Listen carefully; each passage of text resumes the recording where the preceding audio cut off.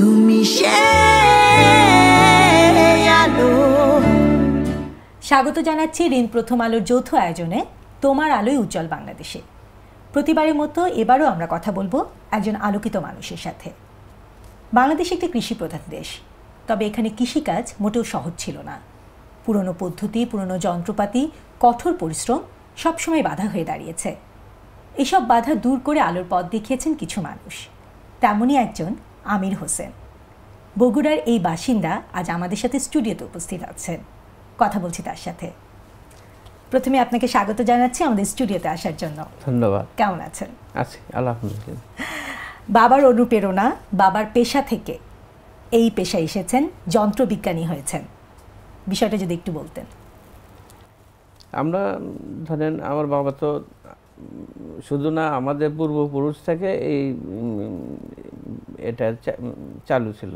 1880 সাল আমার দাদা, এবং তখন কামারশালা ছিল, সেই কামারশালায় লোহা নিয়ে এসে পিটাইয়া গরু পায়ের লাল, ঘোড়ার কাটা লাল, তারপরে আপনার নাঙ্গলের ফাল, কাশি, দাওবটি এগুলো তৈরি করতো। কিন্তু মানুষ তখন লোহা সম্বন্ধে তেমন জ্ঞান গরিমা ছিল না যে লোহা দিয়ে কী হয়। তখন দাদা কলকাতা থেকে এই লোহাগুলো নিয়ে এসে এই জিনিসগুলো কামারশালায় তৈরি করত এবং বাজারজাত করত। এবং আমার বাবা এই পাশাপাশি এগুলো শিক্ষা নিয়ে সেও 1940 সাল থেকে দাদার অবর্তমানে শুরু করে দেয় কামারশালা। সেই কামারশালা থেকে কলকাতা গিয়ে আপনার লেদ মেশিন দেখে। লেদ মেশিনে অনেক কিছু পেয়ার পার্টস তৈরি হয়, এই কৃষিকাজের শ্যালো ইঞ্জিনের জিনিসপত্র। তখন লেদের দাম এবং মূল্যতে তার কুলিয়াইনি কেনার সমর্থের বাইরে ছিল। সে ওখান থেকে দেখে এসে নিজেই হাতে লেদ মেশিন তৈরি করে এবং করে সেই কৃষি কাজগুলো সহজভাবে তখন করা শুরু করে দেয়। মানে বাবা দাদা দুজনেই অনুপ্রেরণা বলা যেতে পারে। জি, তখন তার দেখা দেখি গড়ে ওঠে 2-4টা করে কারখানা, তখন সমন্বয় আস্তে আস্তে বৃদ্ধি পায় বগুড়ায়, এবং এইভাবে কৃষি যন্ত্রপাতি উৎপাদন শুরু হয়। 30-এর দশকে দেখলাম যে আমাদের দেশে ধরেন এই যে ইয়ামাহা, কোবোটা, মিৎসুবিশি ইঞ্জিনগুলো ব্যাংকের লোনের মাধ্যমে কৃষকের মাঝে দেওয়া হতো। সেটা খুব উচ্চ মূল্য ছিল এবং তার পেয়ার পার্টসগুলো ছিল আরও মূল্য, এবং জাপানি যেহেতু, তখন এই একটা লাইনার পিস্টনের দাম বেশি হওয়াতে কৃষকের জন্য খুব কষ্টকর হয়ে যেত। তখন আমি দেখলাম যে এই মেশিন, এই জিনিসগুলো আমরা দেশীয়ভাবে তৈরি করতে পারবো। তখন আমি এক ভাঙড়ি দোকানে খোঁজ নিয়ে এবং দেখলাম যে এইরকম পুরোনো লোহা কিনতে পাওয়া যায় কিনা। তখন দেখলাম যে হ্যাঁ, লাইনার পিস্টন আমি 2 পিস কিনলাম। কেনার পরে সেটাকে ছাঁচ আকারে আমাদের ঢালাই কারখানা ছিল তখন, ওই ঢালাইয়ে এটা লেদে ফিনিশিং করে ছাঁচ করে এই পিস্টন, এই যে পিস্টন লাইনার, এটা আমি মনে করেন তৈরি করলাম। হ্যাঁ, আপনি তো আসলে অসংখ্য কৃষি যন্ত্রপাতি তৈরি করেছেন। আপনি একজন উদ্ভাবক, একজন যন্ত্রবিজ্ঞানী। আমাদের সামনেও আপনি আজকে একটি যন্ত্র নিয়ে এসেছেন। তো আমি এই যন্ত্রটি সম্পর্কেও জানবো, তবে প্রথম কোন যন্ত্রটি বানিয়েছিলেন আর সেটা কিভাবে মানুষের কাছে পৌঁছেছিল? এটা আমি প্রথম বানাইছি বগুড়ার বিখ্যাত চিকন সেমাই মেশিন। এই মেশিনটা আগে আমার বাপ দাদারা ওই হাতে দেখবেন আপনার ওই টুলের ওপর ওই কানা করে একটা পাইপ ঢুকায়ে ওই হাত দিয়ে ঘুরানো হতো। আমরা সবাই সারা রাত ধরে সেই সেমাইগুলো তৈরি করতাম আগে, ঈদের পরবের আগে দেখা যায়। মানে হচ্ছে আমরা এখন যে বগুড়ার বিখ্যাত সেমাই খাই, সেই চিকন সেমাইয়ের মেশিন আপনার তৈরি? জি। তো তখন আমি চিন্তা করলাম যে এটা মেশিনে আকারে আনা দরকার। এই ধরেন ঈদের মৌসুমে এইভাবে সেমাই তৈরি করে এবং হাতে ফোসা পড়ে যেত আর কি। তখন আমি দেখলাম যে এটা মেশিনে, তখন আমি ওটা মেশিনে যখন তৈরি করি তখন সারা বাংলাদেশ ব্যাপক সাড়া পড়ে এবং এটা হাজার হাজার পিস তখন সেল করা শুরু করে দিই। এটা প্রায় ধরেন 76 সাল, এইরকম 76-এর মতো। মানে তখন আপনার বয়স তো খুবই তরুণ ছিলেন বয়সে। জি জি জি। তখন আমি সব কিছুই তৈরি। তারপরে একটা জিনিস দেখলাম যে বাংলাদেশে আমি মানে মেকানিক্যাল ইলেকট্রিক্যাল বিষয়ে আমি খুব পারদর্শী ছিলাম। এমন যে আমি দেখেই জিনিসটা তৈরি করার একটা মনোযোগী হতাম। সেটা আশা করি লস আমার হয় নাই, আমি ভালোভাবে সেটা সফলতা অর্জন করছি। ডিশ অ্যান্টেনা দেখলাম যে একটা ডিশ অ্যান্টেনা সিঙ্গাপুর থেকে এক ভদ্রলোক নিয়ে এসে লাগাচ্ছে। আমি বলি এটার কার্যকারিতা কি, তখন ওনাকে ম্যানেজ করে দেখলাম যে ছবি দেখা যায়। আর এই ছবি দেখা যায় মানে এটা কীভাবে হয়, তখন আমার ওই ডিশ অ্যান্টেনার উপর লোভ হয়ে গেলো যে এটা তৈরি করবো। হ্যাঁ, যে আমরাও দেখেছি মানে আপনার বিষয়ে তো অনেক আপনার ভিডিও চিত্রও হয়েছে, তো সব জায়গায় আমরা শুনেছি আপনি পারিবারিক চাপের কারণে ইচ্ছা থাকলে উচ্চশিক্ষা নিতে পারেন নাই। তো এই যে যন্ত্র তৈরি কৌশলগুলো কি তাহলে আপনি আপনার আগ্রহ থেকে শিখেছেন, যে এই ডিশ অ্যান্টেনা দেখে এটা কিভাবে কাজ করছে, বিষয়গুলো কি এরকম ছিল? এখন বিষয়টা ওই রকম ঠিক না। আমার বাবা কলকাতায় যেত, যে কলকাতা বিভিন্ন ওয়ার্কশপ ঘুরে ঘুরে দেখতো। ওখানে আপনার ওই জেনারেটর তৈরি হতো, যে জেনারেটরগুলো এমন কারেন্ট উৎপাদনের জন্যে যে আপনার ওদের গোটাল কারখানা চালাতো ওরা ওই জেনারেটর দিয়ে। তখন আমার বাবা ওই জেনারেটরের কার্যক্রম এবং কাজ শিখে আসে, কলকাতা থেকে নিয়ে এসে আমাদের শিখায় যে এই জিনিসটা খুব ভালো জিনিস, কারেন্ট ছাড়াই এটা যে কোনো ফ্যান। আমরা তখন গরমে খুব কষ্ট পেতাম, ওই জেনারেটর দিয়ে আপনার ওই ফ্যান ঘুরাতো। তখন ওই মেকানিজমটা দেখেই আজকের এই জ্বালানি বিহীন গাড়ি আমার তৈরি করা। তো ওই দুটা কার্বন ঘর্ষণের সংযোগেই মনে করেন এই মূলত কারেন্টটা উৎপন্ন হয়। তো এই জিনিসটা আমাদের এই ডায়নামাটা সম্পূর্ণ তৈরি করা সহ এই মেকানিজমটা আমাদের শেখানো আছে। এবং আব্বার ইচ্ছা যে তোমাকে অন্য কোনো দিকে যেতে হবে না, আমি সেটা কালেকশন করে আনিচ্ছি। প্রায় ইন্ডিয়া যায়, ওই জিনিসগুলো শিখে আসে, নতুন নতুন পদ্ধতির, যেগুলো তোমরা শিখে রাখো, ভবিষ্যতে এগুলো দাম দিবে, দেশের জন্যে এগুলো তুমি কাজ করবা। তো এই কাজগুলো আমি যখন ধরেন শিখিয়ে আয়ত্তে আনিছি, তারপরে রিসিভার, এই জিনিসগুলো আমি কিন্তু তৈরি করি। তাহলে মানে কৃষি যন্ত্রপাতির প্রতি বেশি মনোযোগ কেন আসলো, মানে কৃষি ক্ষেত্রটা কেন? কৃষি ক্ষেত্রে আমি ধরেন প্রায় বিভিন্ন মানে ইউনিয়নে মহল্লায় যেতাম, পাড়ায় পাড়ায় কৃষকের, মহিলা কৃষক, পুরুষ কৃষকের কাছে যেতাম যে আপনার কি সমস্যা। তখন দেখি যে ভুট্টা ছড়াচ্ছে হাত দিয়ে সরাতে এই নোকের আঁশটাগুলো নষ্ট হয়ে যাচ্ছে। তারপরে তারা পরিশ্রমের জন্যে তারা এই কষ্টটা তারা মানে নিয়ে কাজ করতো। তখন আমি দেখলাম যে এটা একটা মেশিনের দরকার।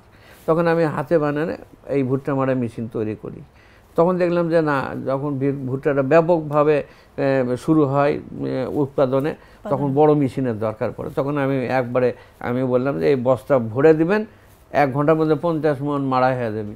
তখন ওরা আরও ওটা লুফারিরা সারা বাংলাদেশ ওটা ছড়ে গেল। আবার ধান মারাটা দেখা যায় যে ধান মারা খুব কষ্টে ওই একটা কাঠের ওপর বাড়ে, সারাদিন ধরে ওই একটা বাড়ে যন্ত্র, খুব কষ্টের মধ্যে তারা করে সঠিকভাবে সময় মতো ধানটা তুলতে পারে না। প্রচলিত পদ্ধতির বদলে তখন এই মেশিনের কাজটা কেমন ছিল? ধান মারা এই মেশিনটা আপনি ঘুরাইলে, আপনি ওখানে আটি ধরলে ধান ঝরঝর করে পড়ে যেত। তো ওরা ওটা পায় খুব খুশি। এবং কত সালের দিকে তৈরি ছিল মনে আছে কি? এটাও আপনার ধরেন ওই 80-82 এর মধ্যে, 80-82 সালের এদিকে ঘটনা। তারপর অটোমেটিক করে দিলাম, অটোমেটিক একবারে বস্তা ধান আটি ধরে দিবে, ঝাড়াই মারা হয় বস্তা প্যাকেট। এটা যে দিলাম খুব কম মূল্যের মধ্যে। আমি কৃষি যন্ত্রপাতি সাধারণত আমি দাম বেশি ধরি না। তারপরে এই বাজারজাতকরণের প্রক্রিয়াটা কেমন ছিল? মানে ধরেন আপনি তো এটা একটা মূল্য, আপনার তো একটা খরচ হয়েছে, তখন আপনি এটা কিভাবে বাজারজাত করেছেন? এখন ঘটনা হচ্ছে কি, তখন আপনার প্রতিটা মার্কেটে মানে রাস্তার সাইডে দোকান গড়ে উঠলো এই পণ্যগুলো বিক্রি করার। এবং সারা বাংলাদেশের বিভিন্ন ডিস্ট্রিক্ট থেকে বগুড়ামুখী হয়ে গেল কৃষি যন্ত্রপাতি কেনার জন্য। এই আসে লাইনার পিস্টন, এই যে পাম্পটা দেখিচ্ছেন, এই পাম্পটা তখন মনে করেন এই পানি তোলার পাম্প এইরকম ছিল না। এই পাম্পটা তখন আমরা 4 ইঞ্চি, 5 ইঞ্চি, 6 ইঞ্চি ডিপ পাম্প তৈরি করে তখন ওই শ্যালো যেটা জাপানের ইয়ামাহা, কোবোটা, মিৎসুবিশি সঙ্গে সেটিং করে পানি তোলা শুরু হয়ে গেল। সেচ পাম্পের মানে লাঘবটা প্রায় 80% কৃষকের সাশ্রয় হয়ে গেল। এটা এই যে লাইনার পিস্টন এগুলোর দাম আমি এত কমায় দিছি, দেওয়ার পরে এই যে বিদেশ থেকে হ্যাঁ এগুলো হচ্ছে শ্যালো ইঞ্জিনিয়ারিং পার্টস আর কি, এগুলো খুব ব্যয়বহুল ছিল। এটা আপনার জাপানি দাম ছিল সেই সময় ধরেন 80-র দশকের সময়ের 1200 টাকার মতো। এই লাইনার ছিল 2500। এখন এগুলো বিক্রি ধরেন আমরা সেই সময় বিক্রি করছি 180 টাকা, লাইনার বিক্রি করছি আপনার 350 টাকা। আমি নিজে বিক্রি 300 টাকা 200 টাকাও দিচ্ছি, কারণ আমার খরচ পড়ছে ধরেন 120 টাকার মতো। তো এই যে ঘটনাগুলো এইভাবে একটা একটা করে এই সব পণ্যগুলো আমরা দেশীয়ভাবে তৈরি করা শুরু করলাম। তখন আমার বাবা এই যে এই বিগিন বুশ, একে বলে বিগিন বুশ, এটার উপর একটা কেমিক্যাল ধরাইয়া দিয়ে 10টা গলাইয়া এটাকে আপনার লেদে ফিনিশিং করে তৈরি করা হতো। তো এই বিগিন বুশের দাম 800-1000 টাকা জাপানি, সেটা আমরা মনে করেন 180 টাকা 200 টাকা এরকম বিক্রি করা শুরু করলাম। তো এইরকম বিভিন্ন জিনিসগুলো আমরা যখন এইভাবে কৃষি পণ্যগুলো কৃষকের আওতায় ঢুকা দিয়ে দিলাম। আবার আমি খোঁজ মানে মাসে 4 বার করে ট্যুর করি, বিভিন্ন এলাকায় যাই, কি রকম মানে মানুষের প্রতিক্রিয়া দেখেন যে যন্ত্রপাতির পাটের শিল্পে যা দেখলাম যে কি ঘটনা, কত পাট এইভাবে কাটা পচন করা, এটার একটা নতুন একটা কিছু ব্যবস্থা করা যায়। তারপরে চেঞ্জ করেন না, ধরেন মানে পরিবর্তন আনেন না, ধরেন কোনো যন্ত্রপাতি আপনার যখন মনে হয় যে এটা এরকম করে তৈরি করলে আরো ভালো হতো, তখন কি আবার ওটা পরিবর্তন করেন বা ওই জিনিসটা কি মানে পর্যবেক্ষণে রাখেন কিনা? হ্যাঁ, এটা চলতেছে, হ্যাঁ এটা কর্মকাণ্ড চলছে। এখন একটা মেশিন আমি তৈরি করেছি, আপনি ধানটা মেশিনের মাধ্যমে জমি থেকে কাটা হবে, কাটে আটি ধরে ধানটা দিলে ঝাড়াই মরাই হয়ে কোল্ড ড্রাই একদম সিদ্ধ চাল বের হয়ে যাবে, একদম চাল বের হয়ে যাবে। মানে কৃষকেরা যেমন চাতালে গিয়ে ধর্না ধরতে হয় কিংবা অটো রাইস মিলে দিলে চালের বিভিন্ন গুণগত মান নষ্ট হয়ে যাচ্ছে। আপনি হয়তো শুনে দুঃখ পাবেন যে এখন যে চালগুলো বাজারে আমরা 60-70 টাকা কেজি কিনেছি, এটার এই যে চালের উপর যে একটা কার্বন ফাইবার, এই ফাইবারটা কিন্তু নাই, লালচে।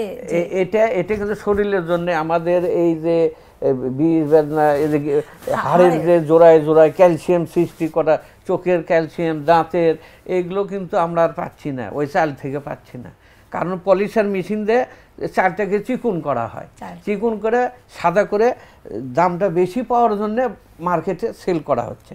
কিন্তু আমি এখন যে মেশিনটা তৈরি করছি অটো মিনি রাইস মিল, এটা ছোটো বাড়ির সাধারণ 220 লাইন দিয়ে কৃষকেরা চালাতে পারবে।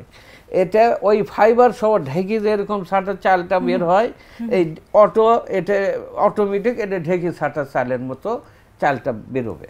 এটা আমি হয়তো সামনে 2 মাসের মধ্যে বাজারে দিয়ে দেবো কৃষকের মাঝে। এরকম গুণগত মান অনেক কিছু করার ইচ্ছা আমার, বুঝছেন। এই কৃষি যন্ত্র দিয়ে আমার একটাই দুঃখ লাগে যে ভিয়েতনামের মতো একটা দেশের পণ্য বাংলাদেশের মার্কেটে কৃষি যন্ত্র আমরা ওর থেকেও ভালো জিনিস আমরা তৈরি করতে পারি, কিন্তু আমাদের মার্কেট কিন্তু আমার কাছ থেকে এই যে আপনার আফ্রিকার বিভিন্ন দেশেরা মাল চাচ্ছে এই কৃষি যন্ত্রপাতি। তারপরে আপনার ধরেন আপনার নেপাল, ভুটান, ভারতে আমার মাল যাচ্ছে, নেপাল, ভুটান এবং ভারতে 3টি দেশে হ্যাঁ যাচ্ছে। আপনার এই যে একটা মেশিনে 5টা খাবার তৈরি হয়, মাছ, মুরগি, গরু, কোয়েল পাখি, টার্কি মুরগি, হাঁস, মানে এই ছাগল প্রাণীগুলো খাবার তৈরি হয়, একটা মেশিনে তৈরি হবে। এবং সেটা এমন চাহিদা এখন, আর ওই আপনার পাউডার করা মেশিন, মিক্সচার মেশিন, এগুলো আমি তৈরি করি। আপনার এরকম কত যন্ত্রপাতি তৈরি? এটা অনেক হবে, 50-60টা কৃষি যন্ত্রপাতি হবে আর কি আশা করি। এবং আপনার তো ইতিহাসটা কিছুটা শুনেছিলাম যে আপনার বাবা আপনার বিয়েতে রাজি ছিলেন না, এবং আপনার বিয়ের পর আপনার বাবা আপনাকে তার কারখানা থেকে সরিয়ে দিয়েছিলেন। এই তারপরে উঠে আসাটা কিভাবে শুরু করলেন নিজের করে, সেটা যদি বলতেন। আমি যখন এই লাইনার পিস্টনটা শুরু করি, ব্যাপক মার্কেট পাই সারা বাংলাদেশ। তো সেই হিসেবে আমাদের এলাকায় ধরেন 3-4টা ঢালাই কারখানা ছিল, সেই সময় গড়ে ওঠা, হাতে গোনা 3টা 4টা ছিল আর লেদ কারখানা। তো আমি ওই অবস্থায় যখন ফিরে আসি তখন খালি আমার আবার খুব জেদ ছিল, কোনো পয়সা হাতে না নিয়ে আমি খালি মানে ওই কথার উপরে রাগ করে খালি হাত পা নিয়ে বের হয়ে যাচ্ছি। তো আমার স্ত্রীর কিছু সোনার গহনা ছিল, সেগুলো নিয়ে ওই অবস্থা চলে যাচ্ছে। তো এইটাই আমাদের মানে সম্পদ। তখন বললো যে তুমি এইভাবে চলতে পারে না, তোমার যেটা বিষয় কৃষকের এই পণ্যটা খুব চাহিদা এবং এটা তুমি লাভবান হবা, আর আমাদের আগে তো হবে, এটাই শেষ না, আমাদের ভবিষ্যৎ আছে, আর আমার গহনাই বড় ব্যাপার না, তোমাকে আমি এটা, তখন তো গায়ের থেকে খুলে দিল। তখন আমাকে খুব মানে সেই আপনাকে অনুপ্রাণিত করলো নিজের গহনা খুলে দিয়ে, তারপরে আপনি নিজের কারখানা শুরু করলেন। হ্যাঁ, সেটা আমার খুব খারাপ লাগছে সেই সময়। পরে তো নিশ্চয়ই সেটা পুষিয়েও দিয়ে দিয়েছেন। তো না, এর মধ্যে অনেক হিস্ট্রি আছে। সেটা হলো যে ধরেন আমি তো যখন ওটা দিল, আমি না আমার ইচ্ছাই বেশি ছিল, তারপরে জোর করে দিল, ওটা বিক্রি করে 4টা কারখানা, 4টা ঢালাই কারখানা বুক করলাম, যে এই মালগুলো যত হবে আমি নেবো সব আপনার। এবং ওরা আমার খুব বিশ্বাস করে এবং ভালোবাসে যে অমুক ছেলের, তখন আমার বাবার আবার নাম ডাক ছিল খুব বড়, যে তার ছেলে আছে এইভাবে, আর তোমাকে আমরা মাল এমনি দেবো, নিয়ে যাও। তখন আমি ওই পুঁথির সাথে ওদেরকে পেমেন্ট করে দিতাম এবং মালগুলো সারা বাংলাদেশে আমি সরাই দিয়েছি ইনশাল্লাহ। এইভাবে মনে করেন মার্কেটিংটা হওয়ার পরে আমি 6 মাসের মধ্যে আমি নিজস্ব কারখানা গড়ে দিই, নিজেই একটা কারখানা গড়ে তুলে ওখানে আমি শ্রমিক খাটাই, দিন রাত 24 ঘন্টা এই মালগুলো প্রোডাকশনের পাশাপাশি আরও নতুন কি করা যায় কৃষি যন্ত্রপাতি। তো বাবা তো তখন ওটা দেখে তো বলেছে যে যার মধ্যে সততা এবং থাকছে, মানে বাবা আবার ছেলেকে ডেকে নিয়ে আবার আব্বা যাই হোক আবার ডেকে নিয়ে, তো এইভাবে কারখানার বিভিন্ন কাজ আমি সাধারণত এখন যেগুলো মেশিন তৈরি করেছি এগুলো সব কিছুই দেশের উন্নয়নের কাজেই ব্যবহার হচ্ছে, কি যেটা আপনি কৃষি সেক্টরে তাকালে আপনি দেখতে পাবেন। ধান কাটা মেশিন থেকে শুরু করে এই যে দেখেন পাম্প তেলের মেশিন, পাম্প মেশিন, এগুলো অনেক মেশিনই আমি এখন মোটামুটি ওই যে যেটা বললাম যে মিনি রাইস মিল, এটা আমাদের দেশের জন্য খুব দরকার। কারণ হচ্ছে এইভাবে পলিশার দিয়ে চাল চিকুন করে চালের ফাইবার নষ্ট করে দেওয়ার, আর সেই চাল আমরা খাচ্ছি। আজ ডায়াবেটিসে হাজার হাজার রোগী, এটার কারণ কিন্তু একটাই। এটা আপনি জরিপ করে দেখেন, যারা সায়েন্টিফিক অফিসার যারা আছে, ধান গবেষণা কিংবা পুষ্টি নিয়ে আছে, তারাও তাদের বলেন ঘটনা কিন্তু একটাই রাস্তা, এটা প্রতিরোধ করতে হবে। এই রাইস মিলগুলো এই পলিশার আউট করতে হবে, পলিশারের মাধ্যমে চিকন করার জন্য আজ আমরা এই অবস্থা। 2006 সালে আপনি তৈরি করেন প্রচলিত জ্বালানিবিহীন গাড়ি, এবং যেটা 2008 সালে প্রদর্শিত হয়। ওই বছরই আপনি যন্ত্রবিজ্ঞানী খেতাব পান। এই জ্বালানিবিহীন গাড়ি, এই বিষয়টা আমাদেরকে একটু বুঝিয়ে বলেন, এবং এটা কিভাবে কাজ করে, এটার নাম কি, এটার গতি কেমন? এখন ঘটনা হচ্ছে কি, ওটা আব্বার সময়ে একটা ছবি ছিল রানী ভিক্টোরিয়ার গাড়ি, তো গাড়িটা খুব ভালো ছিল। তো ওই ক্যালেন্ডারটা আমি তখন নামে আমার তখন ইচ্ছে হলো যে গাড়িটা আমি তৈরি করব। যেহেতু রানী ভিক্টোরিয়ার গাড়ি, উনি বিশেষ কাজে ওই গাড়িটা নিয়ে বেরোতো, তখন আমার খুব ইচ্ছে থাকলো যে গাড়িটা আমি বানাবো। তো গাড়িটা বানানো শুরু করে দিয়ে ওখানে একটা ছোট্ট একটা মেকানিজমের ইঞ্জিন ইউজ করার পরে আমাদের ওই যে একটু আগে আপনাকে বললাম যে আমাদের ডায়নামার ওপর আমাদের বাবা শিখেছে ওই কার্বন দিয়ে কীভাবে ডায়নামাটা চালাতে হয়।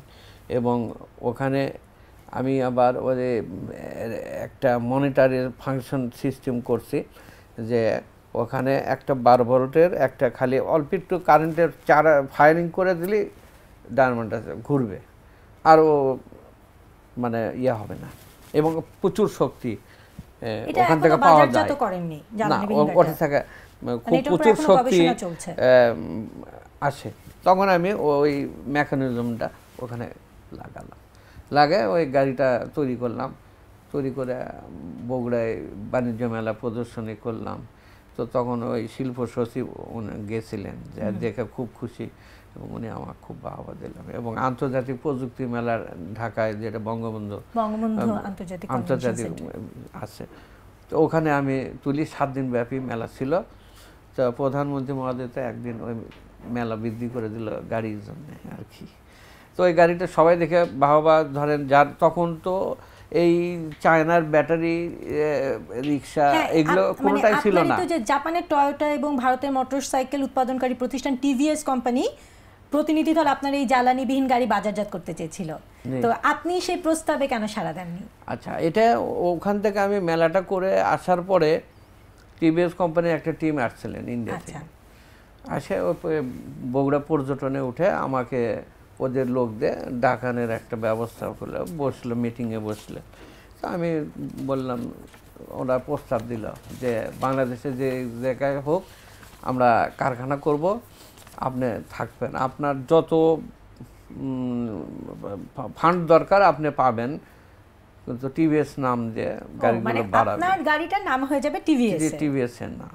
তখন আমি বললাম যে না, মেড ইন বাংলাদেশ হলে আমি রাজি আছি, তাহলে আপনি গাড়িগুলো আমরা তৈরি করি। তো ওরা আমার প্রস্তাবে সাড়া দিল না, তখন চলে গেল। আর ওই জাপানি যে কোম্পানি কথা বলেছেন, ওটা একটা টিম আসছিলেন, ওরাও টিম পাঠাচ্ছে। ওই টিমের ওদের আবার কাজ অন্য, যে এই দেশে কোনো এটা তৈরি হবে না, আপনার ওখানে যাবেন, ওখানেই থাকবেন, আপনার ফ্যামিলি সম্পন্ন থাকবে, আপনার যে প্রয়োজন হয় প্রতি মাসে আপনাকে আপ ডাউনে ফ্রি করে দেবো, আপনি আসতে পারবেন, প্লেনে আসবেন, বেড়ে যাবেন, কোনো সমস্যা নেই, কিন্তু ওখানেই সব কিছু। তাই আমি না, এইভাবে এটা আমার বাপ দাদার ঐতিহ্য, হ্যাঁ, তারা করে গেছে। আমি এবং আমার মেন হচ্ছে কৃষকের আর দেশকে কৃষক উন্নয়ন কাজের জন্য আমি আছি, উদ্দেশ্য। আমি এই গাড়ি আমার হোক না হয় না, পরে হবে, কিন্তু গাড়ি নিয়ে আমি যা দেখলাম যে মাঝখানে আমার একটা জীবনের হুমকি হয়ে গেছিল, এবং আমি প্রায় দীর্ঘ 3 মাস আমি বাসা থেকে বেরোতে পারিনি ওই গাড়ি প্রযুক্তিটা নেওয়ার। সে এমন অবস্থা, যাই হোক প্রশাসন ওনারা আমার খুব ভালো সহযোগিতা করছে ওনারা। বর্তমানে আপনি কি নিয়ে কাজ করছেন? আপনার নিজের কাজের মধ্যে পছন্দের কাজ কোনটি? পছন্দ মানে কি, আমি একটা প্রযুক্তি নিয়ে কাজ করছি, সেটা মানে সোলার প্যানেল থেকে, সূর্যের রশ্মি থেকে এক ধরনের তাপকে ক্যাপচার করে মানুষের স্বাস্থ্যের, শরীরের উপকারে লাগানোর কাজটা আমি হাতে নিয়েছি। এবং সূর্যের মধ্যে এক ধরনের এনজাইম আছে, এই এনজাইমটা এমন ধরনের যে মানুষের, ধরেন আপনার শরীরের ভিতরে যে তাপ রশ্মিটা কাজ করছে, রক্ত চলাচলের তীব্রতা কন্ট্রোল করছে, এই তাপ রশ্মিটা আপনার ধরেন যখন নিম্ন পর্যায়ে চলে যায়, একদম নিম্ন পর্যায়ে চলে যায়, তখন আপনার রক্ত চলাচলের সূক্ষ্মতম গতি একদম স্লো হয়ে এক সময় হাতে বন্ধ হয়ে যায়, তখন আমরা মৃত হিসেবে তাকে ধরে নিই। এই ধরনের ঘটনা আমার মায়ের বেলা হয়ে গেছে। ডাক্তার বলছে যে আপনার এই রোগীর আমাদের আওতার বাহিরে, কারণ হচ্ছে এটা চিকিৎসার এই ধরনের কোনো চিকিৎসা শাস্ত্রে এই ধরনের কোনো ইয়ে নাই, এটা আমরা অনুমানের ওপর করে থাকি। আমি বললাম কি হয়েছে, কারণ যখন তাপ রশ্মি মানুষের শরীরে নিম্ন থেকে নিম্ন পর্যায়ে চলে যায়, তখন রক্ত কোনো কাজ করে না, তখন স্টপ হয়ে যায়, সব কিছু স্টপ হয়ে যায়, কোষ বিভাজন, রক্ত চলাচলের কোষ বিভাজন শক্তি সব কিছু মত হয়ে যায়। হওয়ার পরেই রোগীটা আমরা মৃত হিসেবে ধরে নিই যে মারা গেছে। তখন আমি চিন্তা করলাম, তাহলে মানুষের চিকিৎসার আলাদাও চিকিৎসা আছে, কিন্তু সেটা আমরা এখনো, মানে আপনার মনোযোগ এখন চিকিৎসা শাস্ত্রের দিকে যাচ্ছে। জি না, এটা আমি ওই জন্যই চিন্তা করলাম, তাহলে ওই তাপটা যদি আমি আমার মায়ের শরীরে ঢুকাতে পারতাম, তাহলে হয়তো আমার মাটা বেঁচে যেত। এই কাজের নাম কি?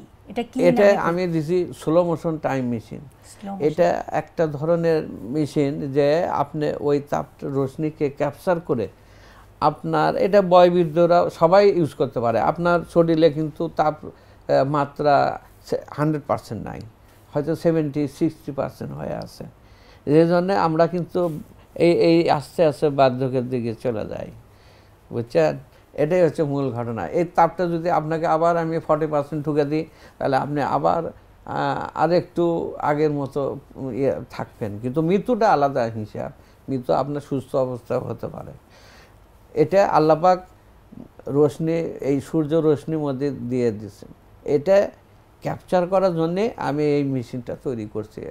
অলরেডি 60% আমি আগে গেছি ইনশাআল্লাহ। এবং এই চিকিৎসাটা হবে আপনার এই চোখের যে দুটো কোনার যে আপনার রগ আছে, এই রগ দিয়ে ওই তাপ রোশনিকে কন্ট্রোলিং করে ঢুকানো হবে শরীরের মধ্যে। এটাও আমি মানে থিসিস করে অলরেডি সে মেকানিজমও তৈরি করছি। এখন মানে আরও কিছু কাজ, অনেক কাজ প্রায় আছে, প্রায় 40% কাজ এখনও, যেটা একদম ডিজিটাল পর্যায়ে কাজটা করতে হবে। যেমন ধরেন এমআরআইয়ের যে এরকম কাজটা হয়, এটা সম্পূর্ণ শরীরে আপনার মেশিনের মধ্যে ঢুকে যাবেন এবং থাকবেন। অক্সিজেন ঢুকবে, হাইড্রোজেন কার্বন ডাই অক্সাইড বের হয়ে যাবে, সেটা সম্পূর্ণ ফাংশন কমপ্লিট। শুধু আর কিছু কমপ্লিট করার অপেক্ষায় এটা আর আগে তো। প্রথম আলোতে তো আপনাকে নিয়ে প্রতিবেদন প্রকাশিত হয়েছে, ভিডিও চিত্রও হয়েছে, কেমন সাড়া পেয়েছেন মানুষের? আমি এই নিউজ হওয়ার পরে একজন আমার সঙ্গে কন্ট্যাক্টে আসছে, চাই 4000 কোটি টাকা, যে আমি 4000 কোটি টাকা আপনার সঙ্গে আমি আসবো, কিন্তু কিছু তার শর্ত আছে, সেই শর্তগুলো কিন্তু আমি বলি আচ্ছা ঠিক আছে আমি দেখেছি। আর একজন 10,000 কোটি টাকা। এখন এই দুটা পার্টি মানে দুটা কোম্পানি আর কি অলরেডি মানে আশ্বাস দিছে। আমি বললাম যে ঠিক আছে আমি ভাবে দেখি জিনিসগুলো। আপনারা তো অনেকগুলো পয়েন্ট দিয়েছেন শর্তের, সেই শর্তগুলো আমি যাচাই বাছাই করি। শেষ প্রশ্ন নয়, মন্তব্য জানতে চাচ্ছি দর্শকদের উদ্দেশ্যে যদি কিছু বলেন, তরুণ সমাজের, বিশেষ করে তরুণ সমাজের প্রতি, তারা আসলে কিভাবে জীবনের পথকে বেছে নেবে, কিভাবে মনোযোগী হবে? আমি মূলত প্রথম বলতে চাই সরকার প্রধান মহোদয়ের কাছে, মাননীয় প্রধানমন্ত্রী যেভাবে এগোচ্ছে ধরেন প্রযুক্তি বিষয় নিয়ে, এটা আমাদের দেশের জন্য খুব ভালো। আমরা হয়তো দেশ গরিবের হিসেবে আছে, কিন্তু আমার তো বলার অনেক ছিল, এটা আমি এই শর্ট টাইমে বলতে পারলাম না, এটাই দুঃখ। ফ্রান্সের এক কোম্পানি, আমি আপনার নোয়াখালীতে এক কাজে গেছিলাম আমাদের অটোব্রিক্স মেশিন সেটিংয়ে, তখন ওরা ফ্রান্স এবং অস্ট্রেলিয়া ছিল। তো আমার ওই মেশিনটা দেখে, আমার ওই মেশিনটা 80 ফিট মেশিন ছিল, যে এক জায়গায় মাটি দিচ্ছে, ইট তৈরি হয়ে যাচ্ছে। ওটা দেখে ওরা অবাক হয়ে গেছে যে বাংলাদেশ এত উন্নত মেশিন তৈরি করলো কীভাবে। তখন বলেছে এই মেশিনের প্রস্তুতকারককে। তখন আমি ওখানে ছিলাম, আমাকে তখন ডাকে তখন ওর মাথার নাড়া মানে খুব বাহবা দিল এবং বলল যে এই দেশে যে সম্পদ আছে, মানে এমন একটা জিনিস পাওয়া গেছে যে সোনার বালি। সোনার বালি বলতে যে বালির মধ্যে যে সাদা সাদা দেখবেন চিক চিক চিক চিক করে, ওই রকম সোনার খনি মিলে গেছে। তো এখন ঘটনা হচ্ছে আমাদের যে নতুন প্রজন্ম যেগুলো আছে, ওরা কিন্তু আমাদের দিকে চায় আছে। আমরা চলে গেলে, আমরা যদি কিছু না দিয়ে যেতে পারি, আমরাই গাল খাবো এবং আমাদেরকেই গালাবে যে এরা কিছু আমাদের শিখাতে গেল না। কিন্তু আমি বলতে চাই যে এই যে হাজার হাজার যেগুলো শিক্ষার্থী আছে, কিংবা যারা প্রকৌশলী আছে, কিংবা যারা অনেক কাজ শিখে আর একটু তাদেরকে জ্ঞান গরিমা দিলে আরও কিছু শিখতে পারবে, জানতে পারবে, এই জিনিসটা যদি সরকার মহোদয় করতো এবং এটার একটা বাজেট করে দিত যে এগুলো, তাহলে তো এইগুলো আমরা বিদেশে রপ্তানি করে আয় আনে দিতে পারতাম।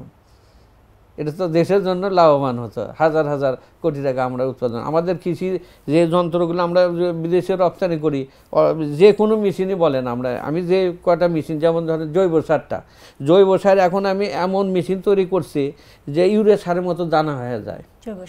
এটা জমিতে দিলে 100 ভাগ কাজ হয়, এবং ধান গাছ সবাইতে দিচ্ছে। আমি ট্যুর করি, কৃষক, মহিলা, পুরুষ সবাই আমাকে মানে এক বাক্যে চেনে। আর ডাকি, ভাই শোনেন আর একটা জিনিস আপনি একটু করেন তো। আমি বলেন, আপনি কি বলবেন? করছে, ভাই আমাদের একটা সমস্যা, সেটা কি এই ধান সিদ্ধ সারাদিন ধরে দেখেন আমরা ধান সিদ্ধ করে খাওয়ানো দাওয়ানো, দেখেন এইভাবে কাজ করি, করে সন্ধে লেগে যায়, এই ঠিকমতো সিদ্ধ না হলে আবার পরের দিনের অপেক্ষা রাখলে চালের গুণগত মান নষ্ট হয়ে যায়। মানে কৃষির ক্ষেত্রে সব ধরনের উদ্ভাবনে আপনি আছেন। এখন ওই যে একটা মেশিন বললাম একটু আগে যে আপনার আটি ধরে ধান দেবেন, ঝাড়াই মাড়াই হয়ে একবার চাল বের হয়ে যাবে। ধন্যবাদ আমির হোসেন আপনাকে আমাদের স্টুডিওতে আসার জন্য। আমার ধন্যবাদ। কথা বলছিলাম আলোকিত মানুষ আমির হোসেনের সঙ্গে। এই মানুষগুলোর সাহস এবং প্রত্যয় আমাদের চলার পথকে সহজ করে। আজ এই পর্যন্তই, সাথে থাকার জন্য ধন্যবাদ।